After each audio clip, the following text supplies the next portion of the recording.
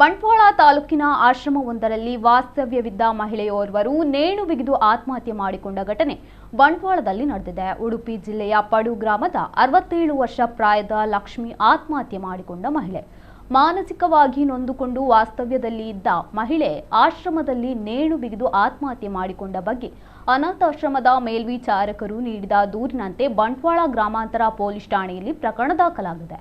ವಿಳಾಸವಿದ್ದರೂ ಮೃತರ ವಾರಸುದಾರರ ಪತ್ತೆಯಾಗದೆ ಇರುವ ಕಾರಣಕ್ಕಾಗಿ ಮೃತದೇಹವನ್ನು ಬಂಟ್ವಾಳ ತಾಲೂಕು ಸಾರ್ವಜನಿಕ ಆಸ್ಪತ್ರೆಯ ಶವಾಗಾರದ ಶೀತಾಗಾರದಲ್ಲಿ ಇಡಲಾಗಿದೆ.